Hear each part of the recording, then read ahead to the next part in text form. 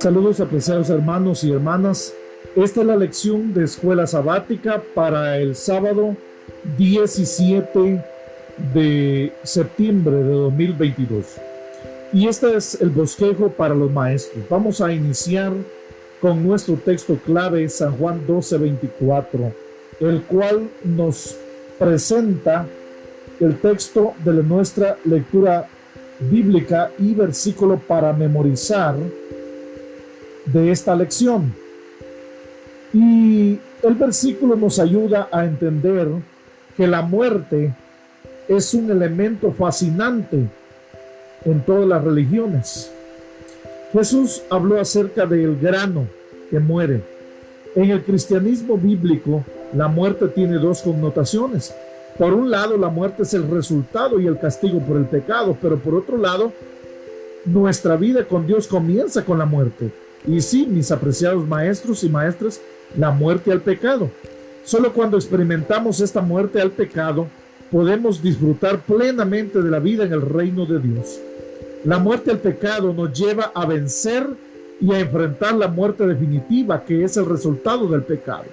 Pero ambos eventos son posibles debido a la muerte de Cristo en nuestro lugar. Por lo tanto, mis apreciados hermanos, maestros de esta lección de escuela sabática, en esta semana se destacan dos grandes temas. La muerte al pecado establece el contexto para el Espíritu Santo y su presencia. El Espíritu mismo implementa personalmente la transformación de nuestro carácter a la imagen de Jesucristo y nos da poder para llevar una vida de servicio abnegado y de obediencia a Dios. Número 2, si no experimentamos la muerte del pecado, continuaremos una vida de egocentrismo y de servicio egoísta, una vida de pecado que de hecho conduce a la muerte. El comentario profundo de la lección de escuela sabática de este bosquejo nos habla en primer lugar acerca del árbol del conocimiento del bien y del mal, mencionado en Génesis 2, versículos 9 y 17. ¿Qué nombre para un árbol? Pero Dios designó al árbol con este nombre en el jardín del Edén, cuando instruyó a nuestros primeros padres sobre cómo preservar su vida.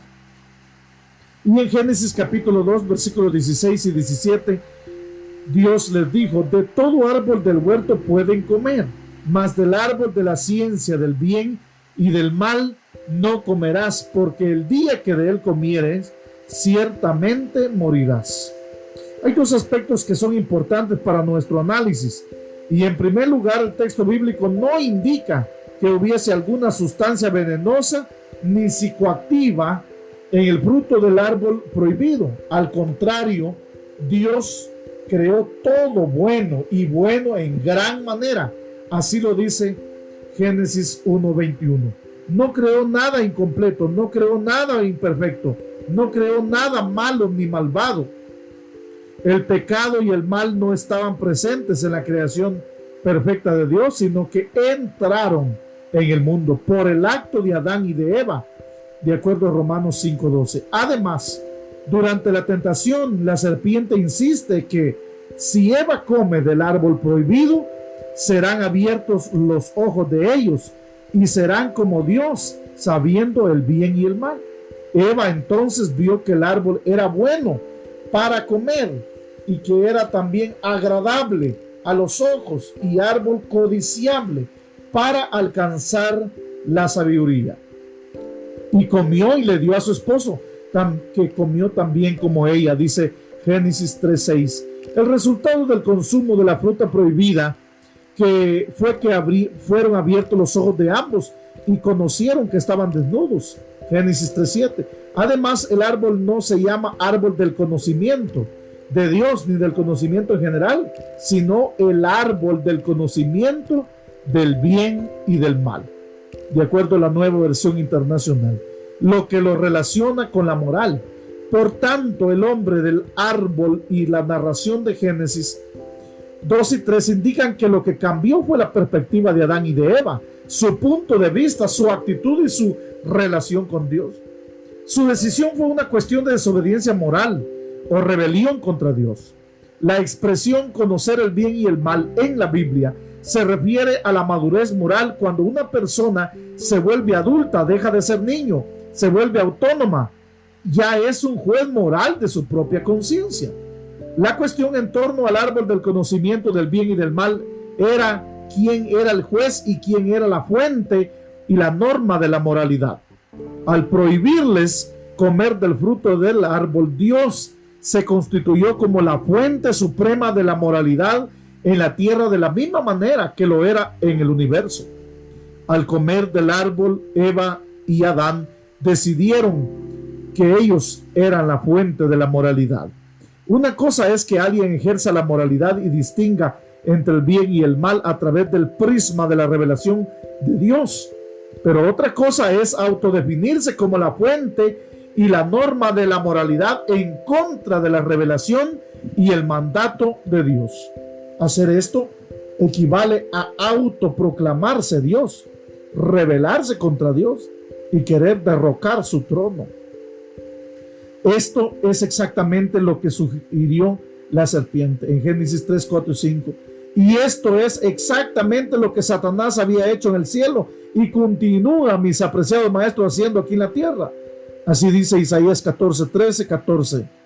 Y haciendo un paréntesis de nuestra lección, de esto vamos a hablar en el próximo trimestre de la lección de escuela sabática. Por lo tanto, la serpiente le sugirió a Eva que al comer del fruto prohibido serían abiertos los ojos de ellos y serían como Dios, sabiendo el bien y el mal. Esta frase, ser como Dios, no significó volverse de la naturaleza divina, sino ser la fuente de su propia moralidad y definir por propia cuenta lo que es bueno y lo que es malo. Esta independencia es autosuficiencia y autonomía respecto de Dios, un acto de sedición que constituye reemplazar a Dios o sustituirlo por nosotros mismos o por alguien más. En segundo lugar, y por consiguiente, comer del árbol del conocimiento del bien y del mal, rebelarse contra Dios e intentar sentarse en su trono, conduce a la muerte. Por eso, inmediatamente Dios les advirtió a Adán y a Eva que comer del árbol prohibido conduce a la muerte. Génesis 2:17. Dios es la única fuente de vida. Que una criatura se siente en el trono de Dios equivale a alejarse de la única fuente de vida, que es lo mismo que entregarse a la muerte. Pero esa muerte no es una muerte habitual, es una separación voluntaria de Dios, una decisión de no vivir según el gobierno de Dios.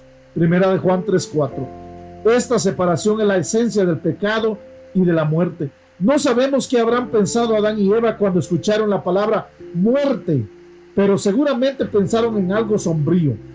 Pero nosotros, después de más de 6,000 años de pecado, sabemos muy bien lo que la muerte realmente, mis apreciados hermanos, es una tragedia. Por lo tanto, en el siguiente aspecto de profundización de nuestra lección, nos hacemos la siguiente pregunta: ¿existe una solución para la muerte?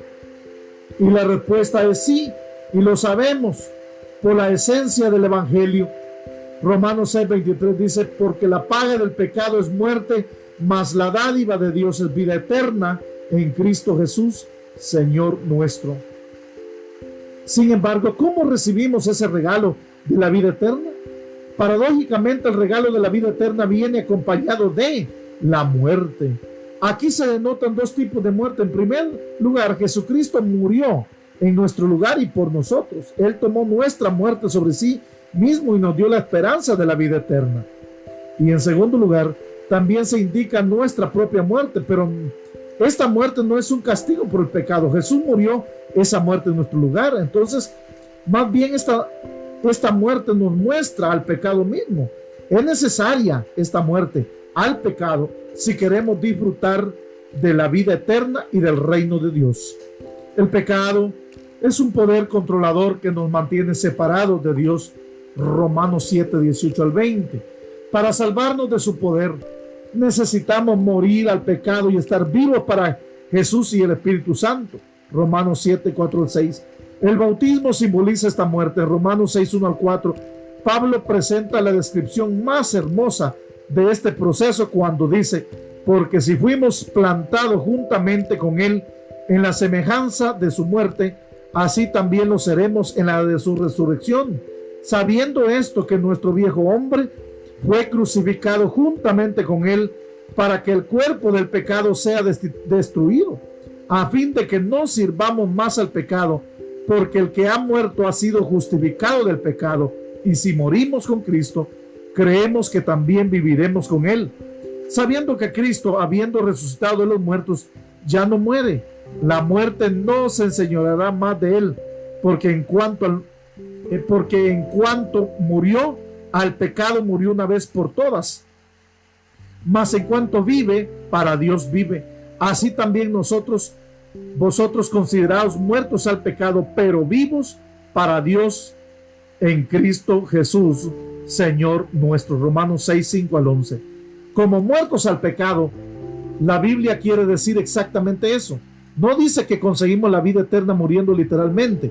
No podemos pagar nuestros pecados con nuestra propia muerte. No hay mérito salvífico en nuestra muerte.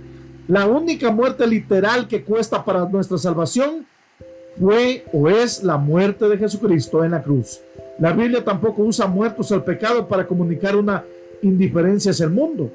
Como en el bautismo, por ejemplo, Dios creó el mundo perfecto para nuestro gozo y para que lo cuidemos.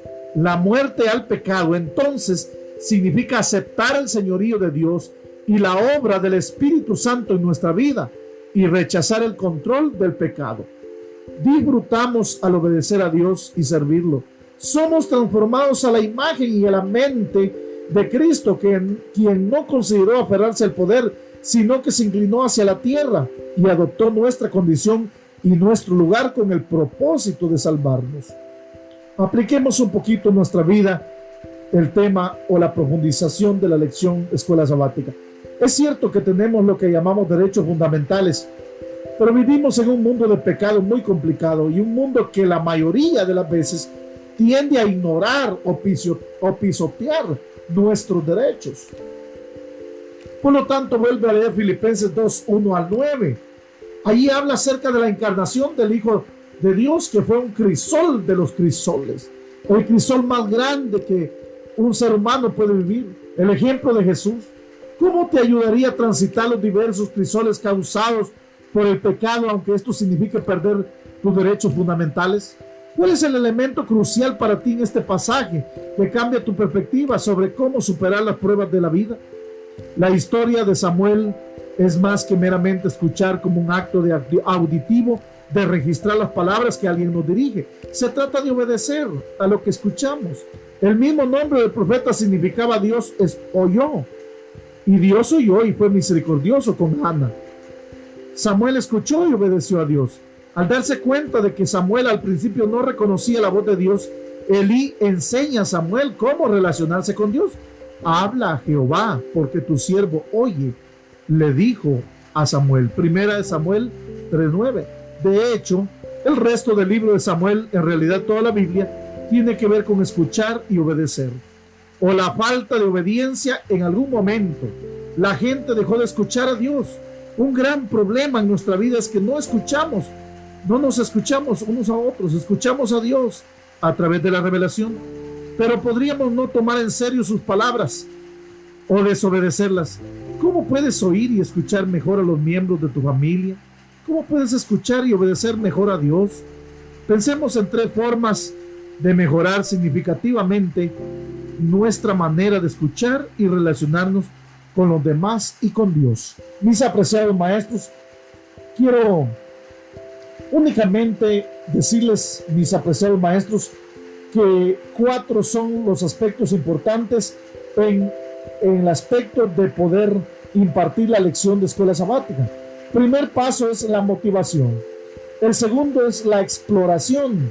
Y aquí el pastor Enoch Ruiz, quien hace el bosquejo, él habla acerca de la renuncia y la sumisión. Segundo, escuchar y obedecer.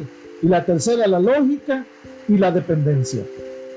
Pero en la introducción, especialmente en el área de la motivación, él cuenta una historia. En el año 1900, en la ciudad china de Tanyunfu, fueron fusilados unos misioneros y sus hijos.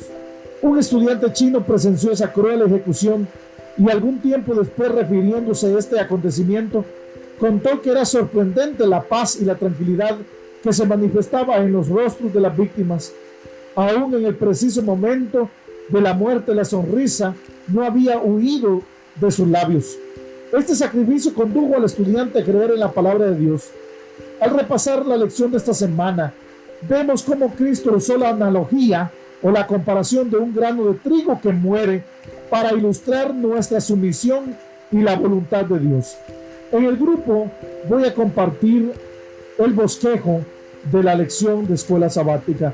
Mientras desarrolla su bosquejo, quiero desearle toda la inspiración del Señor, la presencia de su Santo Espíritu, que el Señor me lo pueda bendecir grandemente, mi apreciado maestro y maestra de escuela sabática.